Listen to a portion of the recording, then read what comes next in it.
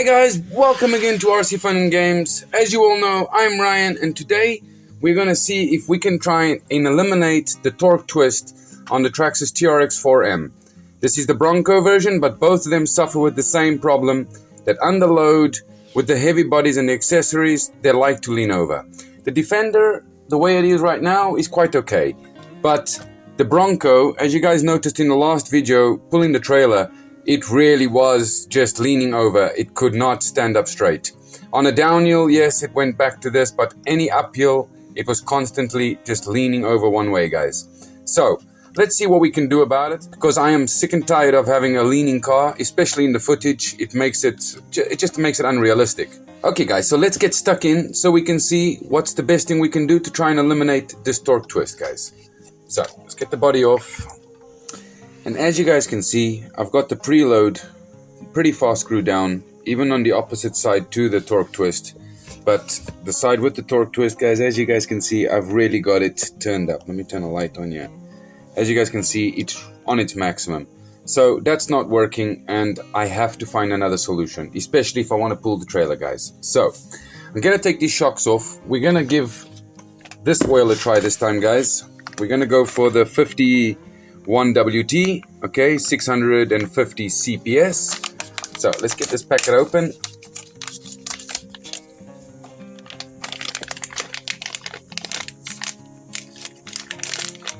Okay, and here is the oil, okay guys. So it's 51WT. The one I am running in the shocks at the moment was 200 CPS 19WT, okay. These are oils from Epsima. The only reason I'm using them is because I can source them locally, guys, or else I'd have to wait a long time to actually get the oil, which I'm sick and tired of waiting 4 weeks for a package. So these I can get the next day, so that's why I use this brand. Not that it's my preference or anything like that. Anyway, so we're gonna try the 51WT, guys, and give it a shot and see if it makes any difference. My other solution is also throwing another set of springs in the back, as we're already running the harder springs, guys, but I'm thinking throwing 2 sets of springs in the back of this guy might make a difference. So, I'm gonna take a bit of this pre-tension off. I'm gonna get the shock out.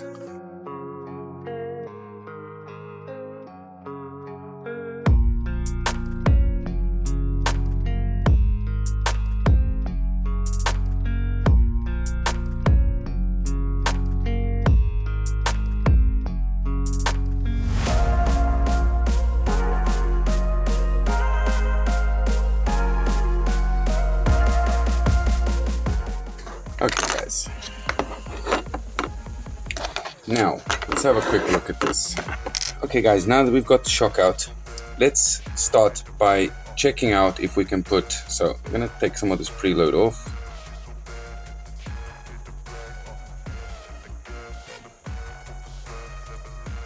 Okay, that sounds good. Let's get this off. Okay, now open up this lid. We're gonna get rid of the oil.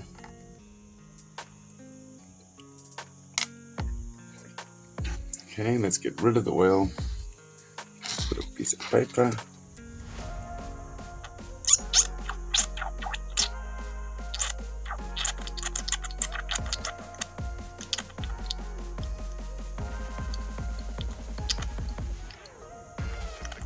Okay.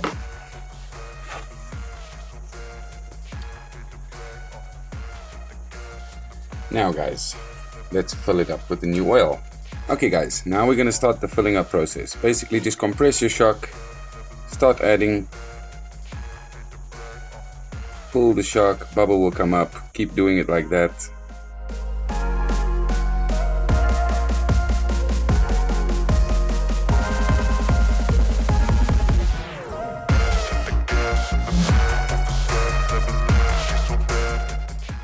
As you guys can see, it's a slow process. If you start moving the shaft too fast, you're just going to create lots of air bubbles, guys. And then you're going to wait even longer. So be patient. Keep moving it little by little, letting the oil go past the seal until there is no more air bubbles.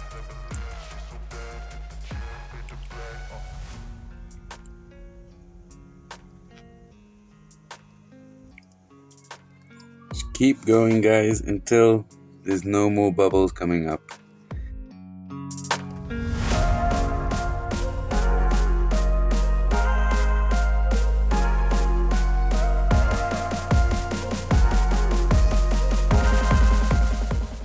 Okay guys, once it's full and no more bubbles are coming out, there's still little micro bubbles sitting in there, so I'm just gonna take this and I'm just gonna stick it in here for a second.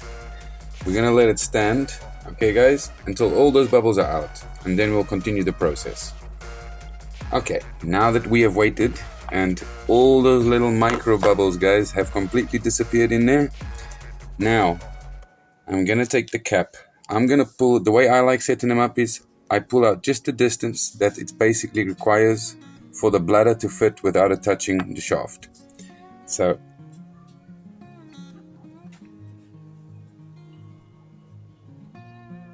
now you tighten it like that, guys. You see the excess oil has come out. Make sure you clean that up so that dust doesn't collect on it.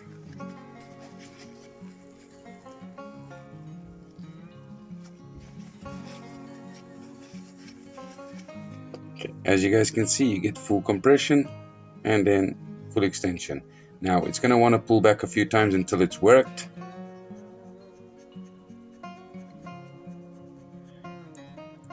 Okay, and that's the way I like leaving mine set up. Okay guys, now we're going to take the springs, guys. I've already started playing with them, and as you guys can see, there's basically two springs together.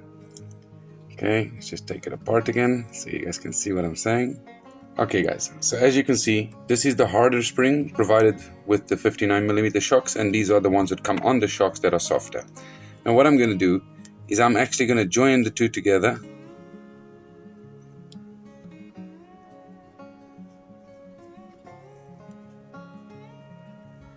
Okay, and as you guys can see, if you do it carefully, you can actually get the two coils to match up.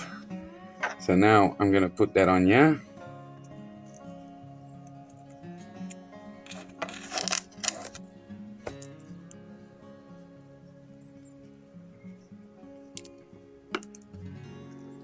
As you guys can see, it looks nice. It doesn't look like it's out of place or anything. And with the thicker oil, it's got a nice slow extension. And I like the way it's been set up, full to minimum. So it works perfectly fine, as you guys can see. Now, we're going to throw this one on, guys. I'm going to do it to the rest of them. I don't know if I'm going to put double springs in the front, but I'm definitely going to run the thicker oil, guys. I'm not going to bore you guys showing all that on camera. Let me get that done, and then we'll head outside and go and do a little test run and see how that works out. Okay guys, as you can see, I've got both rear shocks now done. They've both got the double springs on. The articulation is still awesome. It moves freely, no problem. It's not like it's going to cause any problems, especially with the body being so heavy. Now, I've not touched the front shocks yet. I don't think I want to put any thicker oil. I think I like it the way it is. So we'll have to see. Maybe we'll play around, as this one has still got the soft springs. I might be changing these springs out to the hard ones. But I'll let you guys know. Let's go outside. Let's go and give it a test quickly. I'm going to throw the trailer back on the back because it was a very easy way to tell the torque twist, because immediately under load it just wanted to pull over, guys. So we're going to throw the trailer on, and we're just going to run it on the road over there. Nothing special, just to check if the torque twist is still there, or if I still have to try and find another way of eliminating it.